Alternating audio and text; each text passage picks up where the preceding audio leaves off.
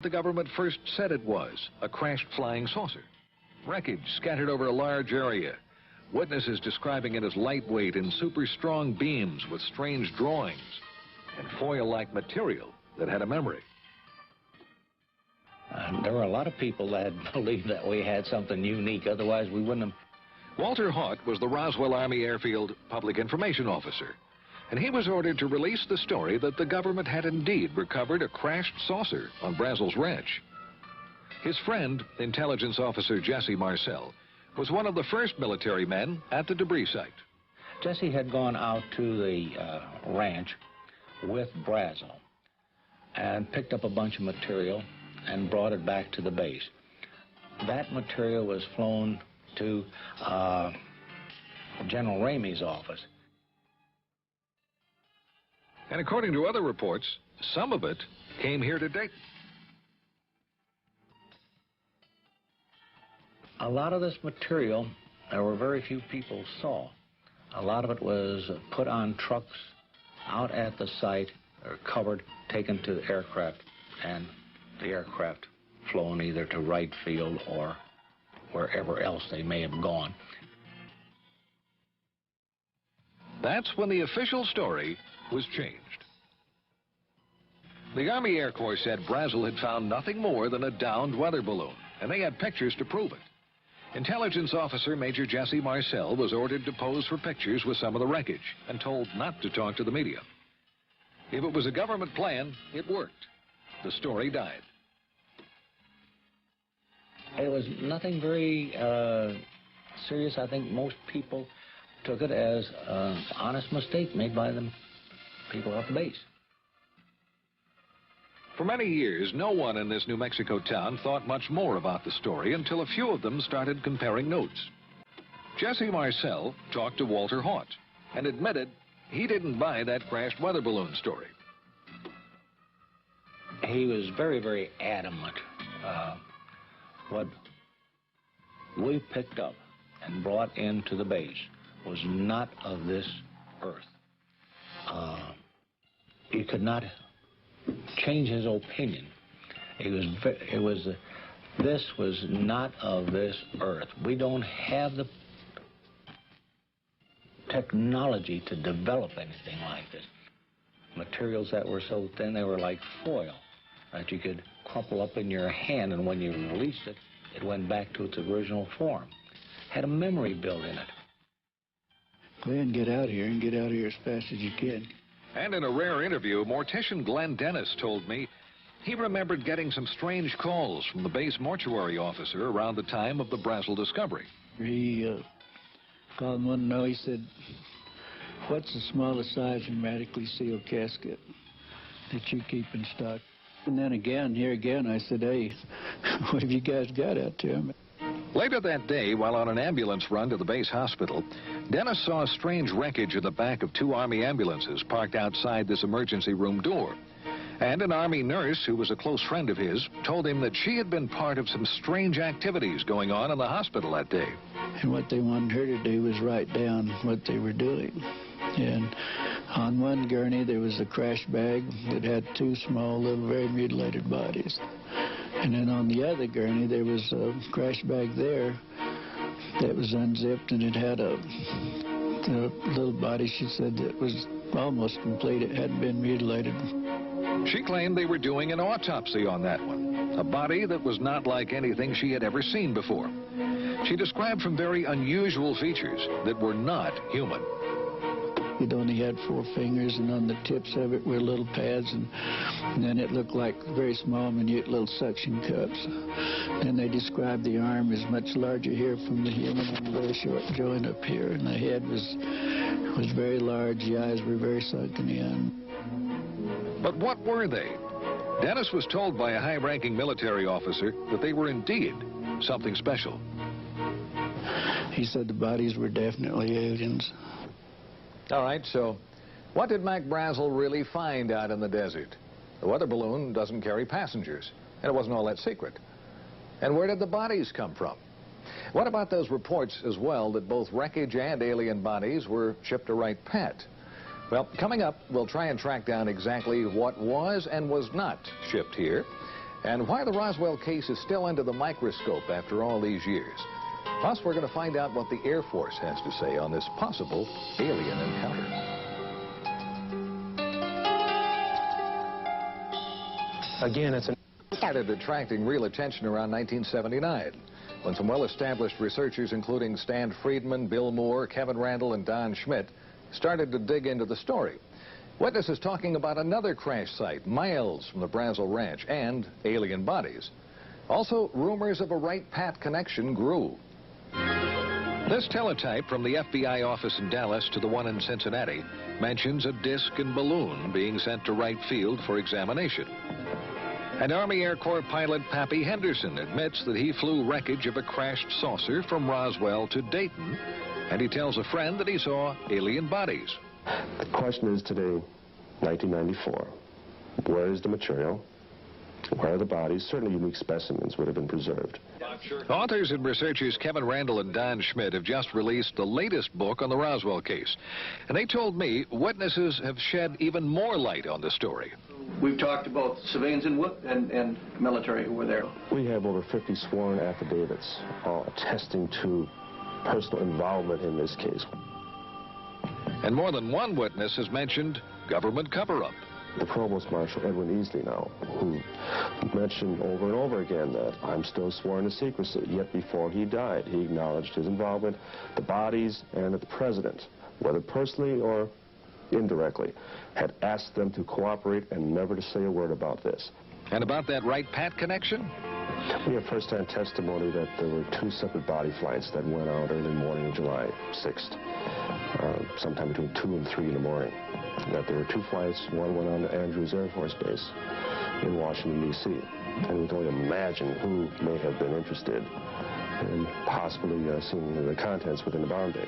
And the other flight went on to Wright Field.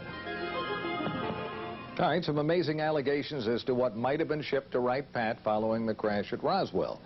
Well, recently we went on base to try and find some evidence to back up the witness statements and also try and prove or disprove the allegations and also some long-standing rumors. We got some answers and a few surprises.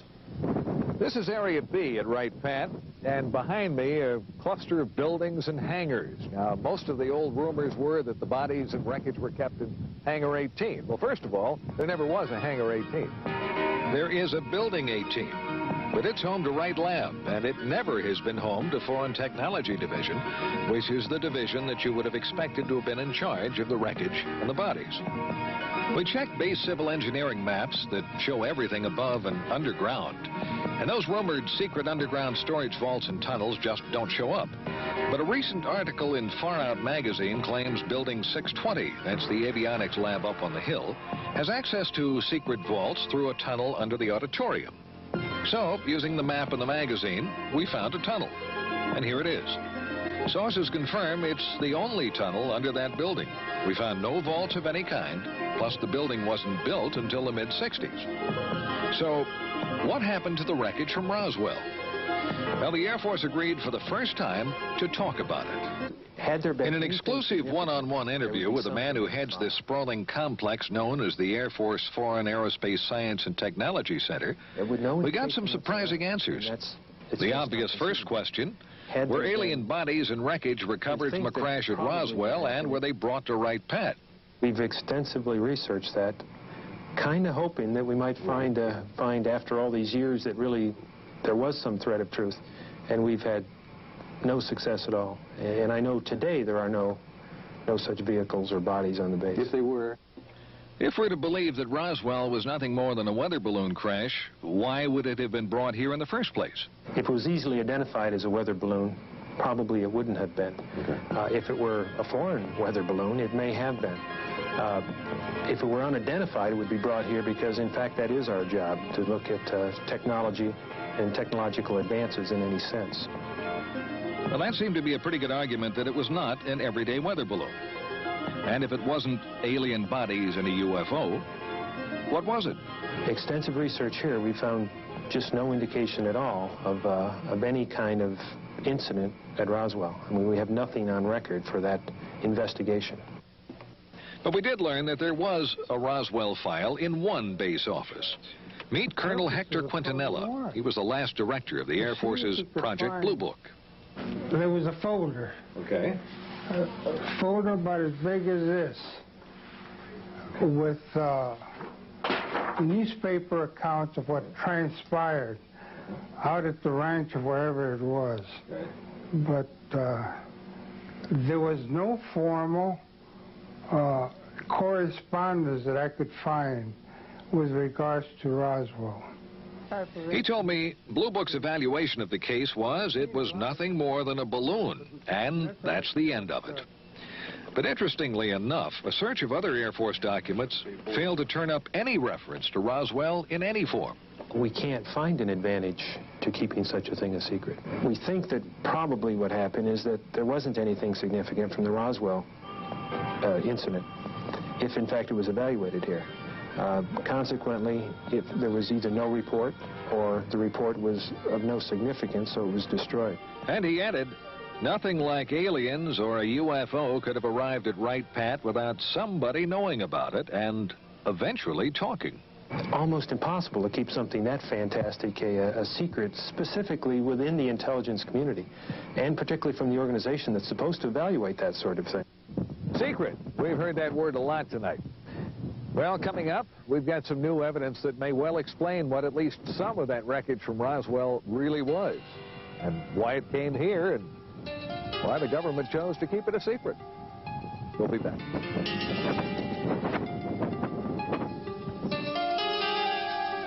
The official story was nothing more than a weather balloon that crashed near Roswell, New Mexico back in July of '47. And there are as many theories as there are UFO investigators, but every one of them agrees on one fact. Something unusual crashed right here on Mac Brazel's ranch near Corona, and the government covered it up. And they also claim more wreckage and bodies were found at other locations. First site mentioned near the plains of St. Augustine. That was way over in this area. And the most recent site, Randall and Schmidt's brand new theory, is closer to Roswell, probably about this area. Well, we've uncovered a pretty good explanation for at least one crash, the one on Brazel's property. If you look at Mac Brazel's original description of what he found on his ranch, lightweight beams with strange purple markings that resembled flowers and foil-like material that kept its shape, our investigation found that that matches the type of materials used in a top-secret high-altitude spy project known as Mogul. It was far different in materials and mission from any common weather balloon. Now, let me show you the difference. Coming up is a drawing of a Mogul weather balloon, one of the configurations. A lot of balloons, suspended pieces down here, exotic materials, and from top to bottom, it stretched over 600 feet. And it was designed to spy on the Russians to keep track of their nuclear tests. And it had an above top-secret project clearance. Now, Mogul project manager Professor Charlie Moore told me it was not uncommon for that giant Mogul balloon to be mistaken for a UFO. When Moore and his Mogul team learned of the flap over the Roswell incident, he said they laughed, but they kept quiet about their project. Moore identified the wreckage in the Jesse Marcel picture as a Mogul ML-307B that had been launched from Alamogordo, New Mexico. He confirmed a crash would have spread wreckage over a large area. And why wouldn't anyone have recognized it? Well, Moore said no one around Roswell had ever seen one. Moore was even cleared to know about Mogul flights. And that's probably why the wreckage was sent to Wright Pat.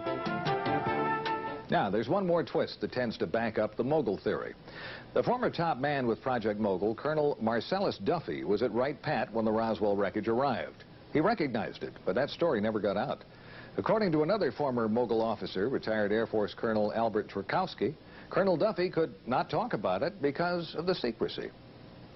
So, if it was a giant Mogul spy in the sky that went down on Brazel's ranch, something else must have crashed nearby, something with small passengers. Mogul officials can't explain that. Well, more than a few witnesses claim they saw bodies. Like a man identified as a former Air Force physician who related what an intelligence officer told him about strange bodies and a Wright Pat connection. Beings on that spacecraft, he relates, were not anything that he could identify from our planet. They did not appear like any human being he'd ever see, but they were obviously not anything else. So they obviously were living human beings, and some of them were injured, most of them were dead. They were taken by he and a number of other individuals to Wright-Patterson Air Force Base at that particular point in time, and he said they were put there for later evaluation, identification, examination by the Air Force and by the military. Now, when we come back, possibly the first physical evidence that more than just wreckage from a top-secret project came to Wright-Pat. Plus some pictures that could prove UFOs are real.